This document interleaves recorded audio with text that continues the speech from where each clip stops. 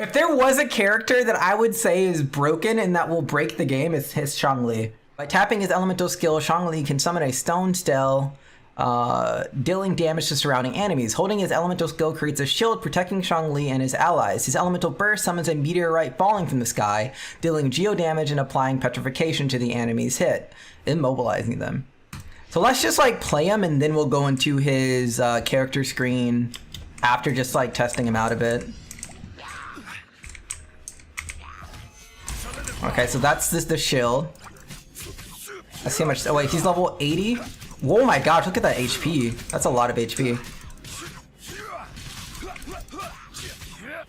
What weapon does he have on, I wonder? Okay, let's do the Stella just comes up and hits. So it does 857 per hit. And I can hit this while that's still up. So I can keep my shield on while it's still up. That's good. His normal attacks don't look to be doing that much damage. They do go fast, though, and this Stell is staying up forever. Oh my gosh. I literally had the shield on. The shield went through its entire duration and it's still up. Holy cow, that's really long. And it also resonates with these, it looks like. Yeah, so wait, does it hit multiple times? Oh, snap. So it resonates with the geo constructs that these mages create at the same time. Wow, okay, that's cool. Yeah, this is actually, it's not like the most damage I've seen, but I'm sure this Zhongli isn't that well equipped. Wait, how much damage did it do before? 13,800, that's not bad at all. I'm guessing that's an AoE as well. Crit rate 50%, what? Crit damage 72 point, though this person does not know how to optimize their build.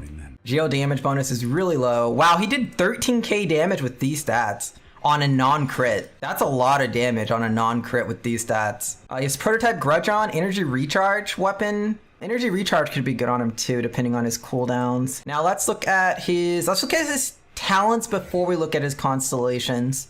All level 8, like we know. So at level 8, and this is actually like a good level to see things at, because level 8 is a pretty easy point to get to on character's abilities. He only does one hit or one attack with each one of his hits in succession, which makes him, I don't think he's going to be that good with Crescent Pike. Because Crescent Pike, I feel like Xiangling with Crescent Pike will actually do more damage than what he does with Crescent Pike, right? Because this is the only ability that hits 4 times.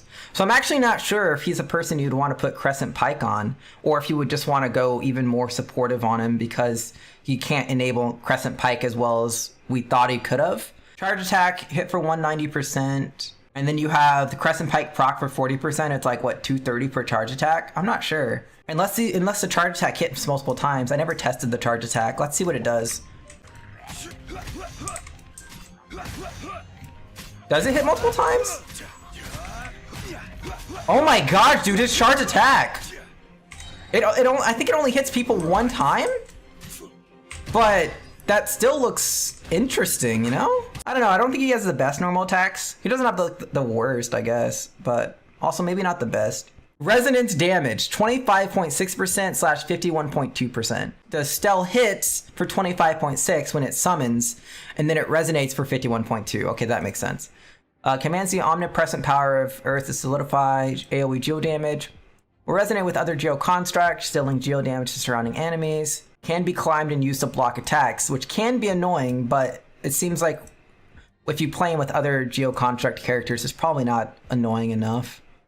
Causing nearby geo energy to explode, causing the following effects. Creates a shield of jade. The shield's damage absorption scales based on Zhongli's max HP. Causes AoE geo damage. If there are nearby targets with geo element, it will drain a large amount of geo element from a maximum of 2 such targets. This effect does not cause damage. What does that mean?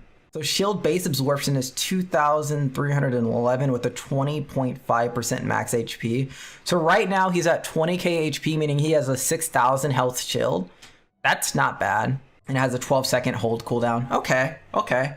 Actually, Prototype Grudge doesn't seem that bad on him as a craftable weapon. There's probably better weapons, but seems good. All right, this thing did a ton of damage.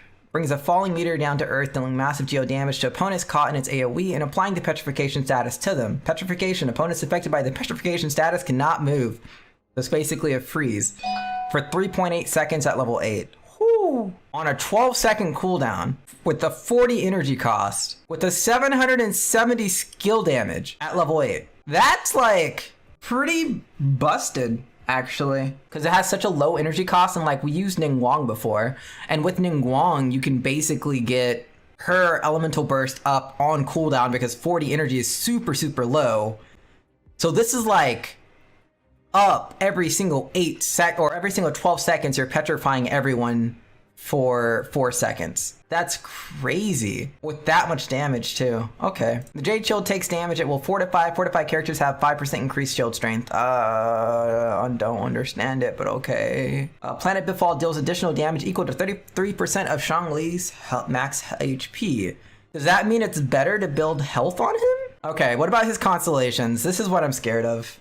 After seeing Child's constellations, I was so sad, but let's see how good his constellations are. So you can basically have 2 of his stellas up at the same time. So I'm guessing you put one up, you wait 4 seconds, you put the other one up. That's really good, because these resonate for a ton of damage over time. Let's go to constellation level 2. Planet Befall grants nearby characters on the field a Jade Shield when it descends. So you can lose your shield, put back up your shield with your elemental burst, and if you're in co-op, you can put a Jade Shield onto everyone, meaning that you pretty much never are unshielded with him because his shield is on a 12-second cooldown. It lasts for 20 seconds, and he can put up a second one with his elemental burst if it does happen to fall. So he's like perma-shielded. Okay, that's a pretty good constellation level 2. Okay, this constellation level 1 is insane. Constellation level 2 is insane. Constellation level 3 is normal. Okay, increases Planet Befall's AoE by 20% and increases the duration of Planet Befall's petrification effect by 2 seconds. 20% additional radius is pretty good. I think that 2-second petrification seems insane. So if you were to get that and add an additional 2 seconds, that's almost 6 seconds. So for half of the time people are fighting against Zhongli, they're petrified. And for the other 6 seconds, you have infinite shielding. So essentially, other people can't, or whatever you're fighting against, can't play against you. And this one levels it up, making it like, if it was level 11 right now, it'd be like 4.1 second, I think. When the Jade Shield takes damage, 40% of that incoming damage is converted to HP for the current character. A single instance of regeneration cannot exceed 8% of that character's max health. Honestly, like, all 3 of these are absolutely insane. This is kind of just like, okay, let's make it even better, I guess. But that petrification lasting for 6 seconds that's stupid. Wait. With their shields on, you can petrify Abyss Mages. The most annoying creatures in the game, the ones that make me rage the most, you can just petrify it and be like, well, too bad. All right.